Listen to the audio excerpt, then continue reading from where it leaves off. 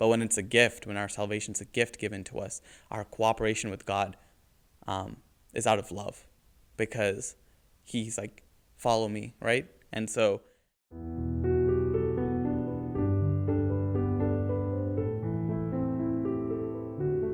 Hey guys, welcome back to Keeping It Apostolic, most edifying podcast in the world. I'm joined here today with Chris Mathew. Thank you, Chris, for coming onto the podcast. thank you for having me. Very excited to be here. So before we get started, I'd like to get to know you a little bit more, who you are, what you're about. Tell us more about yourself. Give us a quick little bio. Yeah. So my name's Chris Mathew. I go to the University of Texas at Dallas, majoring in business analytics, minor in political science. I'm a part of the Indian Orthodox Church here. I go to St. Gregorios, Dallas. Yeah, that's mostly who I am.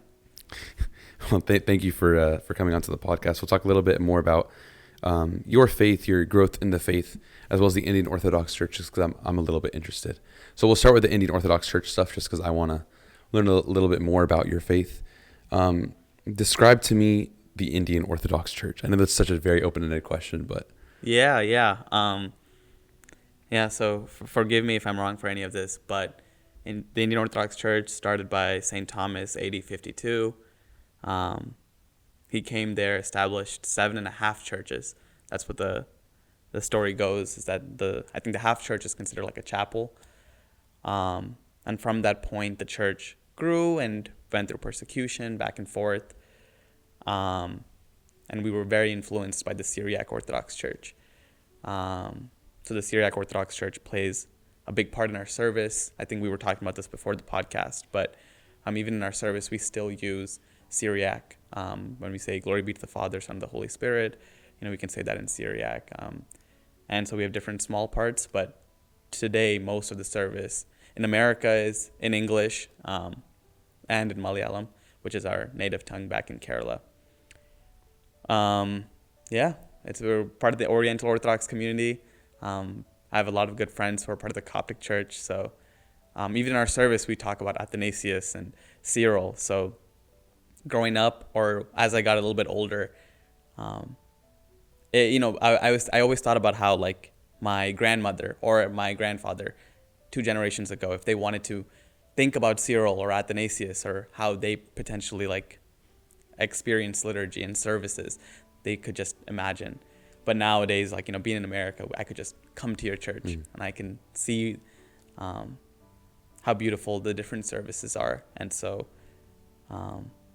yeah. I just want you to know you're the first not Coptic Oriental Orthodox Christian that I've had on the podcast, which I think is a very special thing, because it, at least for me, like, I don't really have a lot of exposure to other Oriental Orthodox communities. I think a lot of Coptic people don't. Yeah. Just because Coptic Orthodoxy is probably the first and the most well-established and the strongest of the Oriental Orthodox churches in America. Yeah. But of course, the other traditions are also vital to the church's existence. They existed the same amount that we have. Yeah. All follow the same faith, the same apostolic faith. And so I always think it's good to, converse with and spend time in other Oriental Orthodox churches. So thank you for coming onto the podcast. Yeah. And I think that's going to be, I think, a unique situation that our generation and forward would have to kind of figure out in one way or another. I think, when you're in India, you don't have to worry about these different churches and stuff. But I think one thing that even we can think about is we're all part of the Orthodox community, but there's different bishops presiding, and so over one area. And so I think as we grow into that Oriental Orthodox community, like figuring out what that unity will look like here, how to, I think the word's celebrate more often and be a part of our services, because even at UTD, we have OCCM, the Coptic one. We have IOCM, the Indian Orthodox one. I'm sure we have the Ethiopian Orthodox one. And so just having more opportunities for us to kind of like spend time in communion, work together, because it's already hard to meet people who are Orthodox already or Christian already. So we need to figure out ways to overcome these boundaries. So I think, opportunities like this for us to talk more together and learn about each other's faith is a great opportunity. Of course. So the first question I'm going to ask you is, growing up in the church, at least from my personal experience as a Coptic Orthodox Christian, there's a lot of opportunities for you to go through the motions, to kind of just like be a Christian on Sundays, to, just for sure. be a Christian just because your parents told you to go to church, whatever. But there always comes this time where you're at a crossroads to make. There's a moment, something happens, a time of life, something happens, or, just you get to this point where you have to make a decision. Do you choose Christ? Do you not choose Christ? Describe to me that moment for you, or that time period of life, and what are the factors that came to that decision, and the decision that you ultimately came up with, and just kind of that whole time frame of life. So I think the first point I wanted to make, and I think this is a very important point, like you said, about going through the motion. I think in each Christian's life, there's going to be a vocation story. What is your life's work, your life's meaning? And this isn't just a question for clergy, for priests, like why you chose Jesus. This is a question that each of us have to figure out. So for me, I think that my journey, grew up Indian Orthodox, was always active in the church. My parents are super active, always doing something within the church. And so that was a very good foundation. Went through Sunday school, ordained into the altar, was able to serve in all these different capacities. But I think my first experience of making this faith my own started at around 13 years old. At 13 years old, I remember scrolling through YouTube, and I stumbled upon a debate. And the debate was Bill Nye versus Ken Ham. Bill Nye, the science guy, someone we know, he's debating whether or not Noah's flood was a global flood. And so, Ken Ham is the Christian. He talks about his point, and then Bill Nye is talking against the Christian standpoint. And so this was my first time ever hearing someone actively argue against Christianity. And so due to a lack of understanding, preparation, or even like knowing what this was, it kind of popped my bubble. And I was not expecting that to happen. And so there became a point in my life at that point where I started thinking, I was like, it's not as simple as like, it was always right. Maybe I'm wrong. Maybe this isn't the faith. And those questions came back. So I struggled with my faith for a bit. I didn't really know what to do. So I kept watching YouTube videos, trying to learn and pray. And there were moments where I wasn't sure. There were other moments where I was more sure. So I think my first experience towards God was a rational pursuit, which is surprising. But it took apologetics for me to understand it and be more equipped with apologetics. So some YouTubers and famous apologists really became important in my faith journey. William Lane Craig, all these people on the internet, hearing about the arguments for God's existence, the historical arguments for Christianity. I slowly, through research, felt more compelled and convinced that Christianity was true, right? So I think this journey was, looking back, as I speak about it now, it's summed up in, a couple of sentences, but this felt like, I think it was about a 1 or 2 year journey of just going back and forth and figuring this out. But from that point onwards, I think one thing is a story that I really enjoy about is in the Catholic Church, they have a saint called St. Thomas Aquinas. St. Thomas Aquinas is known for his scholastics, his academics, and his great writings on who God is, the theologies, and all these arguments for why God must exist. But even St. Thomas Aquinas, there's a story about his life that at the end of his life, he has an experience of Jesus, of God, and he crumbles, and he's like, the God that I experienced, the God that I wrote about was nothing like that. And I think that's something that I had come to realize in my life. It's the same way with all of us. If I were to tell you what a fire was, I was like, a fire is a burning thing. It can hurt you. That's nothing compared to putting your hand in the fire. Or it's explaining blue to someone who's blind. Or explaining meat to a vegetarian. Even these worldly things like the words only come so far to experiencing who Christ really is. So I think that was something that later became a bigger part, which is the experience of Christ. But that took years to get to. But I mean, before I continued, I just wanted to, give you some time to talk as well. I don't know if you have anything else. You can keep going. Yeah. So from that point onwards, I think I probably around 10th or 11th grade became convinced of Christianity. And so everything was back to normal, or what I thought was normal at that time. Continued everything that I was doing. And I think the next realization of who Christ was came into my life when I got into college. So once you go into college, you start interacting with people who, from all different backgrounds, kind of like high school, but now you have more flexibility, more freedom, you have all these opportunities. But I think one thing that the couple of things that I think led to me fully giving myself over to Christ was one. I think as a business major, I think many of us in college and in high school, we are given a rank. And so a rank plays a big part in our identity, in who we are and what our worth is. And then in college, as a business major, a big thing is our resume. One page, 10 to 12 font, all of your experiences. And so I remember looking at these people with these like amazing resumes, full of internships and experiences. And on my resume, I didn't have that much yet. And I remember that feeling of like worthlessness. I need to feel more valuable. And it wasn't something that I consciously had thought about, but I think subconsciously it was that rat race feeling of trying to compensate, trying to be good enough. So I later found out what that term is insecure overachiever, right?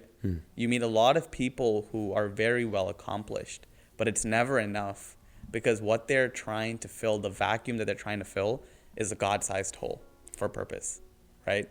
They're trying to fill out this God-sized hole of meaning in what they're doing.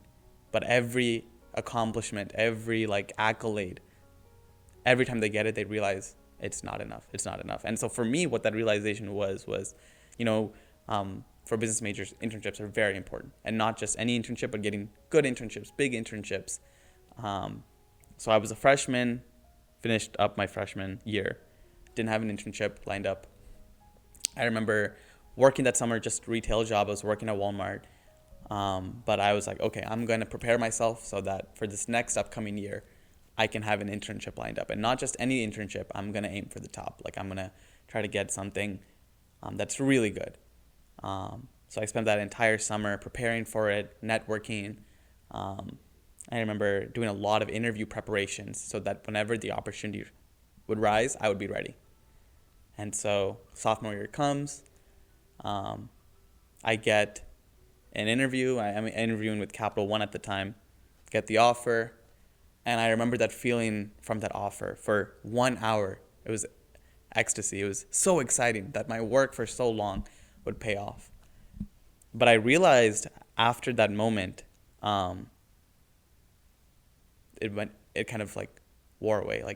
It wasn't there anymore. And I was like, was that it? What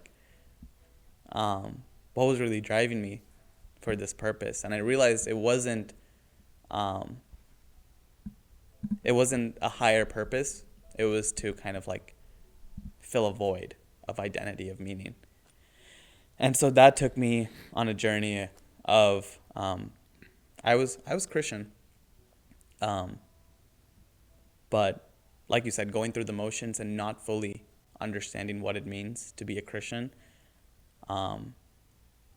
It took me through what I consider in my life to kind of be that Ecclesiastes moment, where it's Ecclesiastes is talking about he's done everything and it's still not enough. And he's like, what was that for? If it's for legacy, like someone might ruin that. If it's for wealth or whatever, like, this will all go away. I can't take it with me. What was this all for? What is the point of my life? So I got very lucky with my next opportunity because, I think what happens for most of us is that these questions are hard to grapple with. And so we find times, another part of being that insecure overachiever is that if you work hard and long enough, you don't have to think about it. You can just keep working. You're so focused on how you get there, you rarely think about why you need to be there in the first place. And I think that was the big thing. I was just doing the how. Like, how do I get an internship? How do I want this? But it was never why. And so, with all my commitments, that was kind of a hard thing to spend time to really grapple with. But what happened was that next semester, I had the opportunity to go study abroad. So I studied abroad in France. And while I was in France, I was there with one person that I had initially known. But outside of that, I did not have any close friends. So my parents, my brother, all my close friends and family were back home in America. All the clubs and organizations that I spent time in, serving, even the church responsibilities, serving the altar, being a Sunday school teacher, all of that, I wasn't doing any of that. And so all of a sudden I had all this free time. And I think what happened with that free time is I went back to that question. Why? Like, what am I doing? Why am I here? Like, what is this for? And so during that experience, I think one of the best things about Europe is the cathedrals. The cathedrals are very prevalent. They're everywhere. Sometimes they can be relics of the past, unfortunately. It feels like it because, the faith has declined a lot there. But for me, it was a great experience because on my way to school every day, there was a massive cathedral. And I got to walk into that cathedral, and it was empty every time. And it was just me and God. And I just sat there for 20 minutes every day. And I didn't know what to say half the time. I didn't know what to expect. I didn't even know what I wanted at the time. It's all looking back that I realized what I was doing. And so I would sit there every day, 20 minutes. Just sit there and think. I had all this free time. Might as well just sit in the church and, spend time meditating. I would do that every single day. And on top of that, I started building other habits. I started journaling. And I wrote about what I was feeling, what I was thinking. I started reading my Bible every day. I started reading it. And I started building these habits. And so for me, like, that was the closest thing to a monastic experience in my life because it was finally silent. There wasn't all these things blocking the way. And it was that openness in my heart and in my mind that I realized once I had left abroad that I had encountered Jesus. And everything flipped in that moment because I think what happens is I think that basically every issue that I think we can fall into, especially as young Christians, I found one way or another that I was falling into. One, like over-rationalizing the faith, right? Making everything some argument or something. But the two issues with that is there's only so much your mind can understand. And where does faith come into that? And so the issue with that became my understanding was my God. If I didn't understand it, so that's not who God is, right? God is above our understanding. The second issue, I learned this from your podcast. So shout out your podcast. But the difference between churchianity and Christianity. Because I think, especially within our communities, I can't speak for the Coptic community, but I can feel like in the Indian Orthodox community, from my own experience, I was doing all the right things. I was going to church every Sunday, maybe even evening prayers.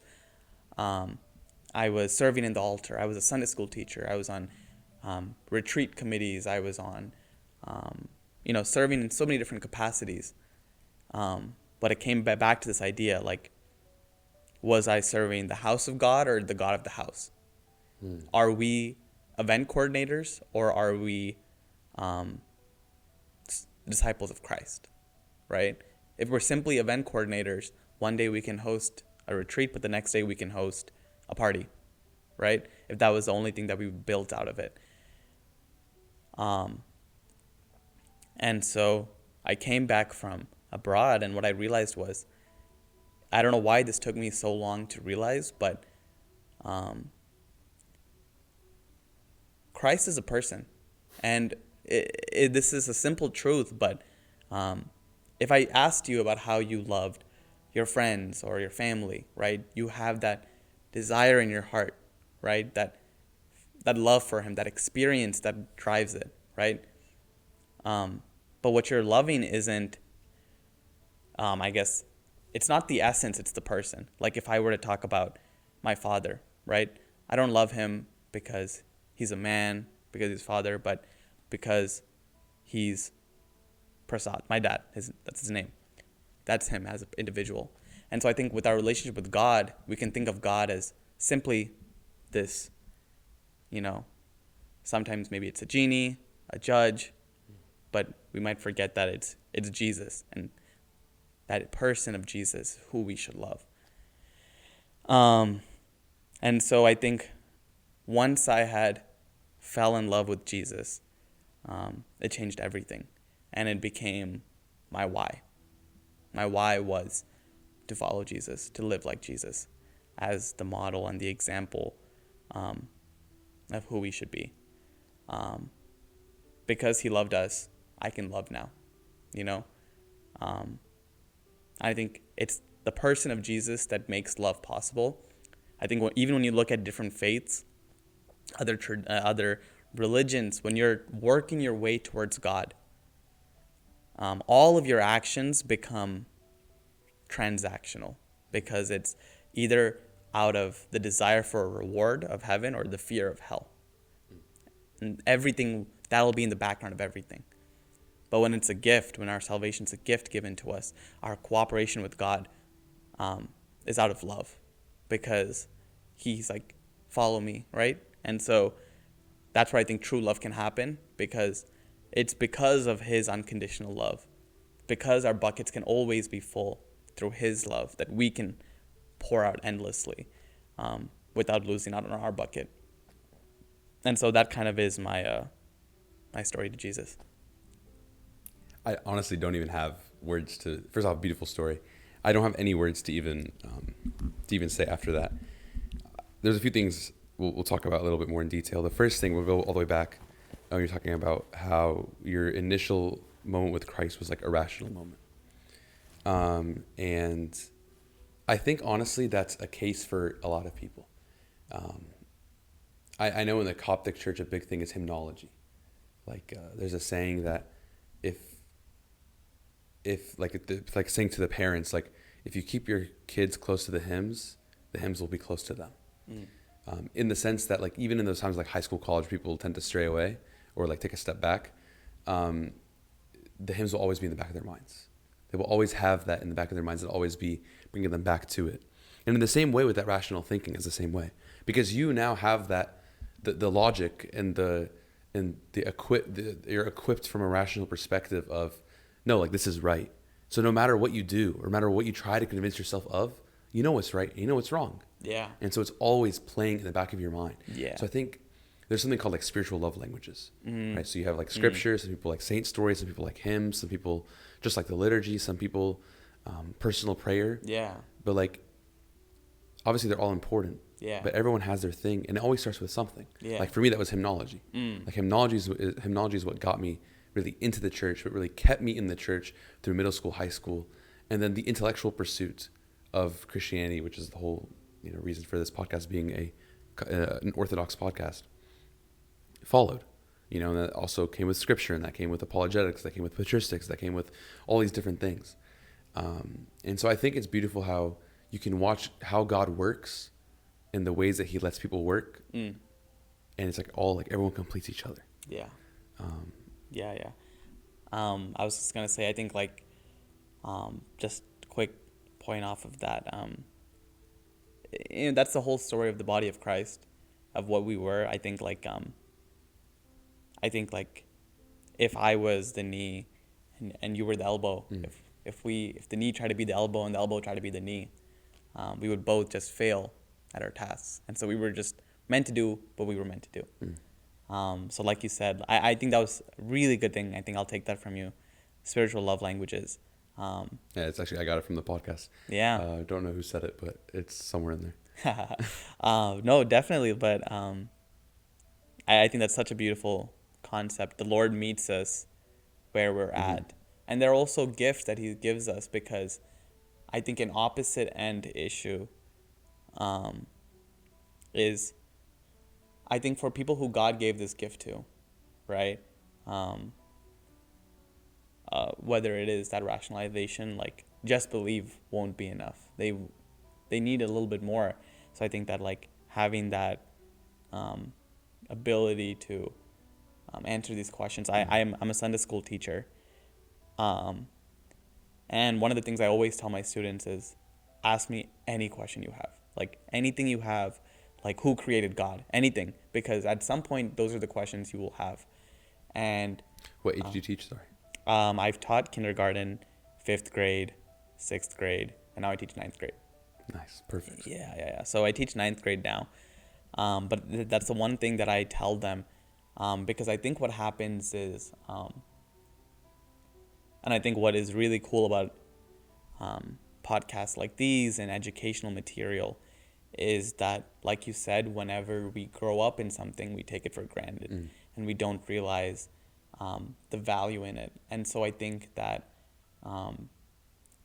these educational moments of teaching people like who God is, why we do the liturgy the way that we do, why we, receive the body and blood every single Sunday, or we come to service for that, are beautiful things. And so I think education and empowering people through education, I think true faith comes in that moment. It comes when you're able to understand what you're doing instead of just doing it just to do it. Because God, if all God wanted was someone who did whatever he wanted, he would have just, created like Siri, some robot.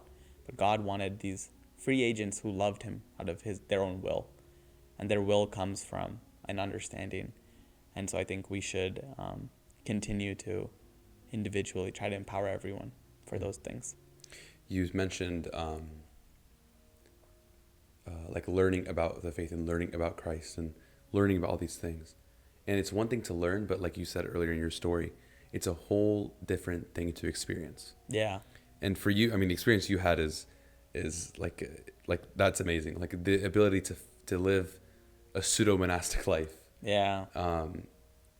Like there's nothing like that. Like even when we go for like week retreats or weekend retreats to monasteries, or just retreats in general, not even at a monastery, and you just spend 20-30 minutes with God alone without any, like, there's no responsibility. Like you don't have to go do anything. There's no rush. Like you just take your time with him. And it's one of the most calming things ever. One of the things I love about these podcasts is the fact that I thank God for the priest of wherever I'm at the time, but like they let me use churches or chapels like this, because you just sit in you could just feel, you just feel the presence of the saints. You feel the presence of God. You feel fully connected with him. And in those times, like in between podcasts, when it's just silent in here, like those 3, 4, 5 minutes where I get to recharge in between is enough for me to be like, my cup is full. Yeah. Like I've spent time in your house, oh Lord, like bless the rest of the time in here. Yeah. And so I always feel that in order, like it's like I can sit here and talk. Like I've done how many? I posted 100th episode 2 weeks ago. I filmed over 150 of these. Like I can sit here and talk about Christ for all this time. But have I really experienced him? Have you experienced him? And that is so good. But I would say, I think what I realized from what I consider that mini monastic life, there's a quote that I heard recently. It's like, you shouldn't prioritize your schedule, but you should schedule your priorities. Mm-hmm. And I think what I learned when I came back from abroad was that, like, I couldn't let this go. That it became like my source of energy.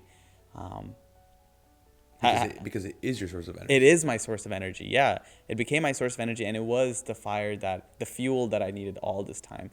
What I tried to fill in with other things. It was never enough. Like I said, that God-sized hole for purpose. And so now, I think finding ways to create silence in your life and opening your hearts to Christ is like what we all need. So like the simple things that I try to do is like try to stay away from a lot of these social medias. TikTok, for example. Oh yeah. Terrible. Staying off TikTok. I think one thing I even try to do now is when I'm driving, a lot of the times I won't listen to music. And it's because we have to drive somewhere, but now those moments of God, now we have 30 minutes with God, right? That entire car ride, if we sit in silence, we have a moment to just encounter him and to let him refill us. But the next thing that I think was a really powerful thing about experiencing and encountering God, it's currently in the book that I'm reading. It's called He Leadeth Me. And it's the story of an American Catholic priest who went to be a missionary in Russia. And as he is a missionary in Russia, he gets sent to the gulags. He spends 23 years in the Russian prison system. 5 years in solitary confinement, and I think the rest of it in a labor camp. And he's doing all this labor. And so I'm reading his book right now, and his story is super inspiring, but what it comes down to and what he urges people is like, when he was there, he's there indefinitely. He doesn't have a dream for the next 5 years, 4 years. He doesn't know when he's going to go out. And so, when I think of 23 years, I'm 21. And so he spent my entire life in a prison system. And I think what he talks about is that in those moments, or in our lives, we're always searching for God's will. We're like, what's God's will? What's God's will? What should we do? But God's will is this moment. Like, what is his will in this exact moment? Not tomorrow or the day after that.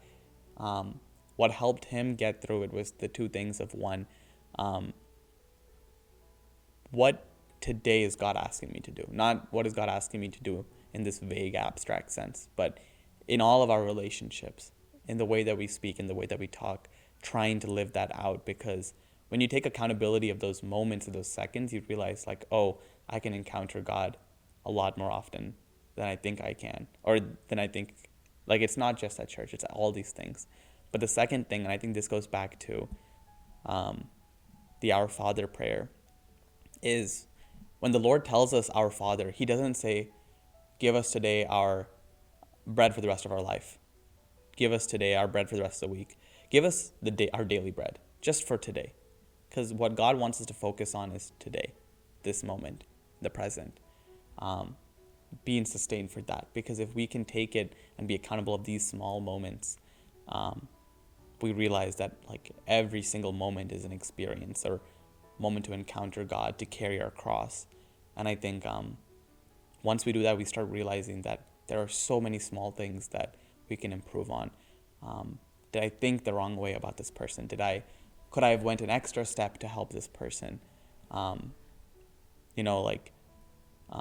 Speaking about the encounter of God, another story that I think about is when I was in DC, that was my first experience, I think, where I encountered a lot of homeless people in a more consistent manner. I would see them more often. And I remember passing by them, and one time I passed by them, I felt, like you said, the idea of hymnology, but I felt a Bible verse come back to me where Jesus is, they were like, where were you, Jesus? And he was like, I was hungry, you didn't feed me. I was thirsty, you didn't give me water to drink. I was naked, you didn't clothe me. And they're confused. They're like, what are you talking about? And the story behind that moment is, imagine, this is me, it's something that I want to be able to do as well, is imagine if we thought that every encounter was Jesus in disguise. Jesus hiding himself from us. The second story that I was thinking about is, I think after Jesus' death, I think it's the road to Emmaus. he's with the two travelers, and they describe his journey, and they say the journey's 7 miles long, right? If you were running a 7-minute mile, that's at least 50 minutes, but they're walking. It's up and down curves. It's all this different types of ways. So it's a couple of hours. But what they say is like they don't realize it's Jesus because Jesus has kept himself from them, right? He's hiding himself from them. So in that moment, what if Jesus is hiding from us and we just don't realize it? Like for hours, he's just right next to us. But by the moment we turn around, we didn't encounter it. So if we are just proactive in thinking Jesus is here in this moment, in this exact situation, would that change our approach? And I hope it does because, yeah. Honestly, I don't really have much to add to that. I really like that. Like imagine if it was Christ in every single moment. Solid. I don't know why I have a podcast. You should have the podcast, not me. But yeah, I think the one thing I will add is like, there's an icon of Saint Stephen right there, getting stoned. Oh yeah. And like anytime I look at that icon, it makes me realize, that point you just made, that it's like God is there in every single moment. Like Saint Stephen's getting stoned for what? Because he's like proclaiming who God is. And what happens when he's getting stoned? The heavens open up for him. Like he had that encounter with God as he's getting killed. Yeah. As he's dying, he has an encounter with God. So it's not like we a lot of times in Western theology believes in salvation in a moment. Yeah. So now I'm saved. Yeah. We believe salvation is a journey. Yeah. You were saved, you are saved, you will be saved. It's a continuous process of being saved.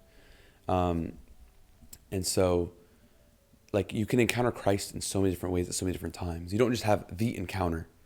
You have encounters. Mm-hmm. And each one builds off the other. Yeah. Like I'm 19 years old, and like these 19 years of life, like there are so many times where I've encountered Christ, but like you said, you're talking about your story, you don't realize it till later. Yeah. Like you look back and you're like, man, if only I knew. Just like those, just like the road to Emmaus. Yes, the road to Emmaus. Like they're encountering Christ and turn around and go, wait, that was Christ. Yeah. And we do the same thing in our own lives. Yeah, and I think I don't know if the symbolism is the same in the Coptic church, but during the wedding service, it is they have the crowning ceremony. Mm-hmm. And so what they say, I think, in the service is that one, it's the crown of thorns you're now placing, which is like the symbolism of Jesus and the crowns that he has on top of the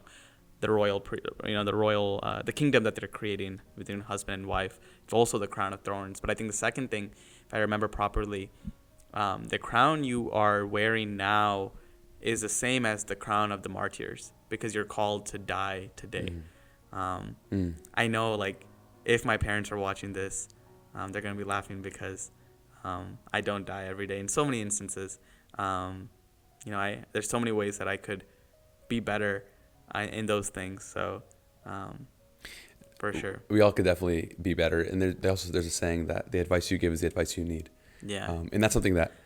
Do as I say, not as I do. Exactly. Even to yourself, Yeah. And it's something that it's so true.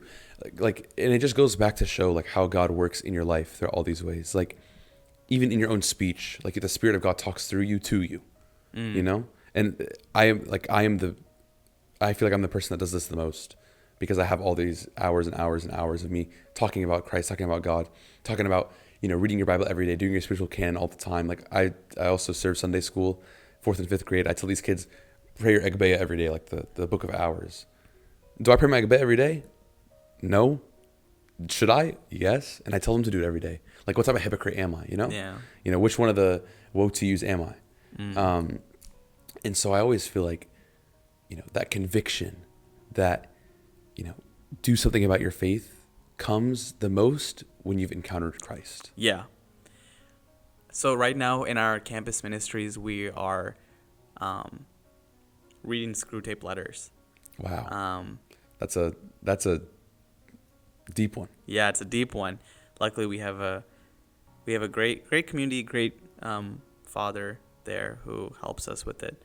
But one of the beautiful stories that happens in that book, for those who don't know, the story is about a demon tempting a person. It's from that context.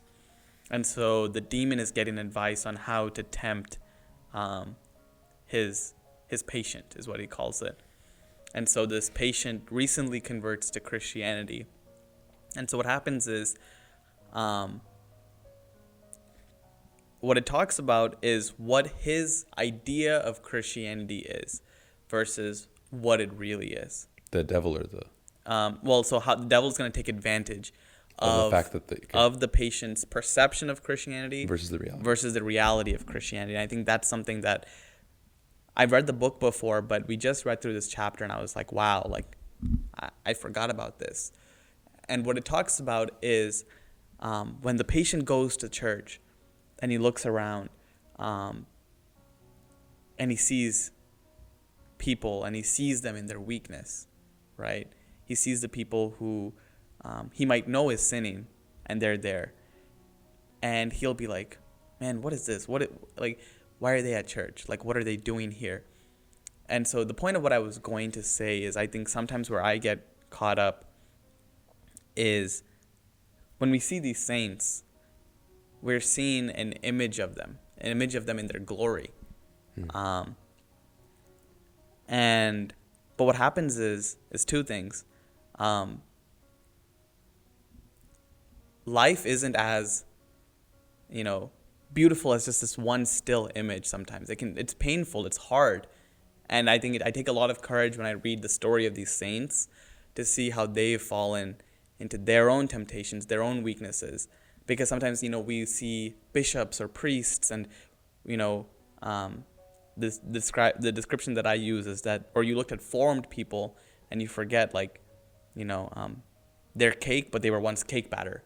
They were these not perfect, and they're becoming more formed. And when we see these saints, we're seeing them in their formation, their final form. But when you read the gospel, I remember thinking about it. There's stories about where John is describing how he's faster than Peter. He thought that was important enough to talk about. It shows us humanity. There's there's funny parts about that. I never thought about it like that. Yeah, there's funny things about that because John is written 70 years maybe, potentially afterwards. And so John, as an old man, thinks it's important enough to tell everyone that he's faster than Peter. So as a grown man, he's doing that. Not a grown man. He's in exile. He's old. He's not just he's an old man. Yeah. And then on top of that, I guess it proves the validity, of his gospel. Yeah. Back in my day, back in my day. On top of that, the Holy Spirit read that, or is working through him, and is include that. That's important. And so the point of that is that where the devil tempts us is that sometimes when we think of Christianity, we think of the glory and the riches, or not the physical riches, but just this end-all goal of this heavenly kingdom. But we forget that the living reality is hard. And it's that's going to be where our salvation is, in these hard moments. And there's another story that I think about. It's even when we depict Christ, a lot of the times we're seeing Christ in his glory. But there's some times where we see Christ and it's the old, frail, beaten up Christ. And when we look at that, sometimes we can cringe, not cringe, but we're just oh, that's the weakness we're called to. That's what we need to go to, the death we need to live to receive our glory. And so I think when we just talk about Christianity, we're oh, this is so cool, glory, kingdoms, heavens. But the real riches, the real glories, it's in those moments of those suffering, and those are the things that I think like we all need to remember. But yeah, Christ calls us to suffer. In the Beatitudes, he says, "Blessed are those who mourn, for they shall be comforted. Blessed are the meek. Blessed are you when they persecute you and revile you and say all kinds of evil against you." So I think that's something we need to remember. I was looking for an icon of Saint Moses, the Strong. yeah, There's not an icon of Saint Moses the Strong in here, but like there's a, yeah, he's not here. yeah, He'd be somewhere on the back wall, but no, he's not here. But one of his stories would be like they were asking him to come, and they had like some monk was like doing messing around, sinning and stuff, and so they had like a little like judgment council thing, Yeah. like let's see what are we gonna punish him with.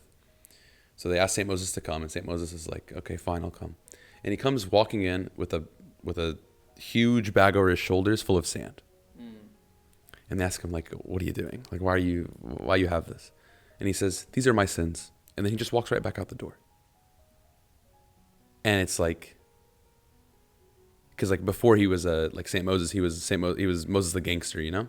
So like he's carrying his load of sins on him, yeah, and he's carrying the load like it's like a heavy, weighing, burdening thing. And it's not really the point of the story, but what happens is they realize and they forgive the monk because they realize, like, who are we to judge him? But it's that same thing. Like it's going to be hard. It's going to be burdenful. We're going to sin. We're going to mess up. Like Saint Moses the Strong, the Strong, yeah, fell so many times. yeah, Sinned so much. I mean, before Yeah. he was a monk, he did name something bad. He did it. And so I love that depiction of him when he's carrying the saint on his shoulder, because it's a good reminder for us that even the saints are burdened with, all of these things that happen in their life. You talk about beating, like Christ getting beaten. It's not in this chapel, but normally there'd be an icon of the crucifixion Yeah. right above the Last Supper. And for me personally, like the most beautiful thing to do during like midnight praises or during a liturgy, when you feel that in your soul, you feel like something needs to get crucified, something needs to get crucified, buried with him, and you need to rise with him. To look up at the highest point in the iconostasis, the highest point in the church, and to see the crucified Christ. Like, think about like the thing you'd put on the top is the thing you'd glorify the most, Yeah. logically, right? Like if I have a hill, I'm gonna put like the nice thing on the hill. Whatever. Yeah. It's such a bad example. No. Like in if you've ever been to like Athens, Greece, Yeah. like the Parthenon is on the top of the Yeah. little mountain and the little hill in the middle of the city. Yeah. Right. So you put the best things at the top.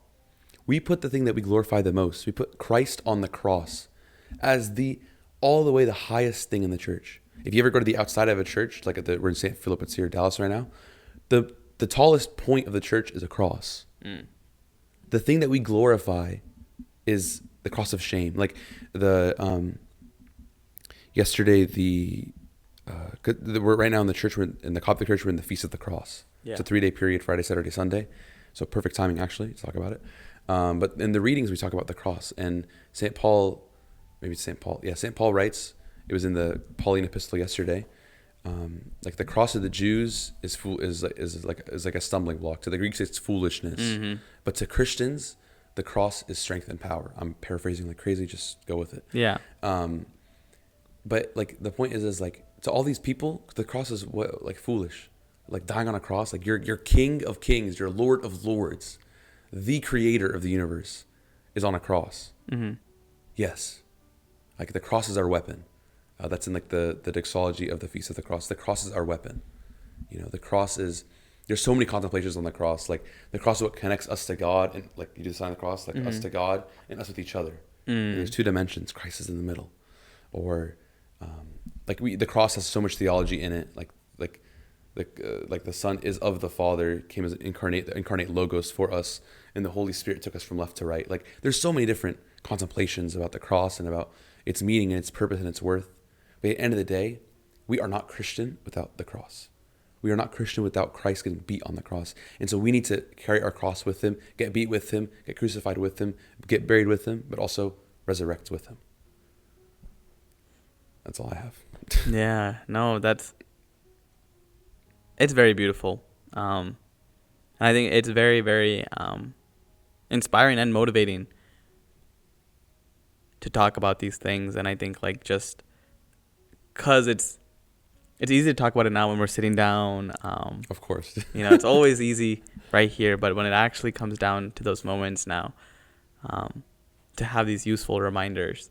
And I think even for me, sometimes I think in those moments, in my room, I have the icon of Christ the bridegroom, and it's him with the crown of thorns. It's him broken and weakened.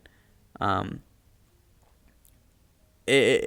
I sit there in my room at the end of my night, if I have a long day in my prayer, when I look at that icon, especially in my sometimes the toughest moments, I think it's amazing to worship a Lord who understands and empathizes and recognizes our weaknesses, not from a distance, but as someone who's done it, not for someone he loved, but while we were his enemies, while we rejected him, he did that for us. And I think going back to that love, one thing I tell my Sunday school students, I think when it comes to Christian or Christ's love for us, is I think until you've experienced it, when you think of this love, like if I were to tell you, I mean, the thing is there's only so much I think a human can love in some ways. For example, if I were to tell you the president loves you or your teacher loves you, at some point it might just be he loves you as a group, right? Maybe not you as an individual. But there's stories of how, like, if you were the only one who sinned, if you were the only one who left, if everyone else stayed with Christ and from the beginning, if Adam and Eve, all of them were there for generations, they lived with him. But if you were the one person who had went away, he would have died for you. He would have done that for you. And I think that personal love, that love is what inspires people to do such amazing things. Like I think there's a hymn in our service. It talks about how, again, paraphrasing, how the martyrs, like, what did you experience? What did you see that let you give this all up? Like, what was it that allowed you to be so reckless in a human way that you were willing? You're like, oh yeah, for sure, I'll do it. What was that you experienced? Because I think sometimes, like, until you experienced God's love, you can think it's just a concept or an idea. But once you've experienced it, you realize this is that unconditional love, that love that's willing to overlook all sins, any mistakes, all my flaws. And this is another saint that I personally am very drawn to. It's a Catholic saint called Maximilian, or his name is Maximilian Kolbe. And his story is that he was, I believe he was Polish with a Jewish descent. And so during Nazi Germany, the Nazis told him that because of his descent, he's going to be asked to go either reject his descent or to go into the prisons. But he was like, no, my mission is with these people. I need to go here. So he goes into these prisons willingly. But while he is there, 7 prisoners escape. And as these 7 prisoners escape, the guards go, we need to kill 7 of you to teach you an example that if you leave, you're going to die. Like, someone will die. So don't do it if you care for these other people. And so one of the people they line up to get killed goes on the floor and begs, please don't kill me. Please don't kill me. And then Maximilian Kolbe says, take me. And the guards go, who are you? How do you know this man? And he's like, I don't know this man. And he dies in his place. And I think, like, these stories of this, like, radical love that we see through people, I think is so beautiful because when you see that radical Christian love, like, I think that is inspiring for each of us because it's, one, that's the love we can experience, that's the love we can have. And 2, it's the love we should give. We should be showing other people, and we should be trying to build up to. that if it had come down to that, we would be willing. Take it.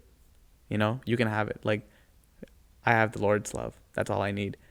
I think there's like stories of the saints. It's like, I forgot which saint, but it's like Jesus comes to the saint and it's like, you can have anything you want. What do you want? And the saint goes, I want you. Jesus, I want you. Because that's what it is. God isn't just a genie. He isn't just a judge or a counselor.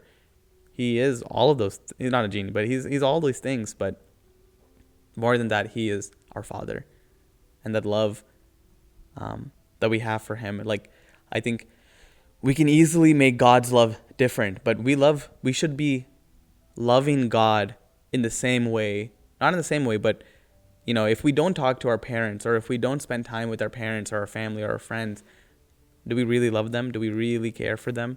It's only when we spend time is that love built. And so sometimes, like, we can wonder why we don't feel God's love. But it's like, did we really spend time with him to begin with? And even when we did spend time, that idea of like quality time, back to love languages, were we present? Were we thinking of, I think one thing I can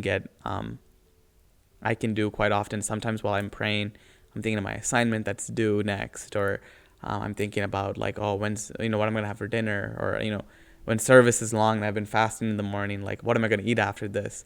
So how can I expect to have that love if not through, through that openness?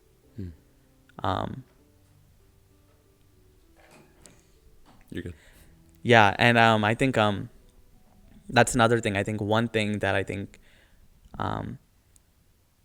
atheists or people can have sometimes is the idea of, why is there a divine hiddenness? Why is it that at times that the Lord appears that he is hidden from us? That, he's not just making himself open to us like this or that. And so there's a story that goes alongside that I remember hearing, that it's a story of a prince who had fell in love with like a peasant. And so he goes to the king, his father, and says, I love this girl.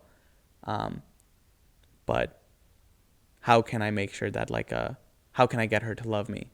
So what the king tells him is like, you need to give up your riches. You need to be like a poor person. You need to join them in that thing. Because if you go as a rich person, they won't love you for you. They love you for what you can provide them with.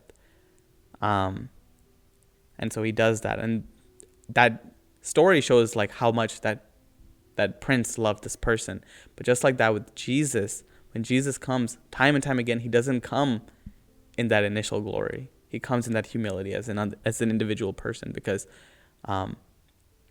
if God made himself clear to us today, would we love him, or would we just do stuff out of fear because we know he's there? If he was there in our every moment, if he just came up like this, hi, I'm here, I think we would never be able to get past our fear of him, because but the Lord, I think there's a saying like, he's present enough that if we wanted to follow him, we can, but he's hidden enough that if we decide to reject him, we can, because what he wants is not behavior modification. We can have all the externals, we can do all the fasting and prayer, but if our hearts aren't turned towards him, it's useless. And I think that's what happens a lot of the time. I think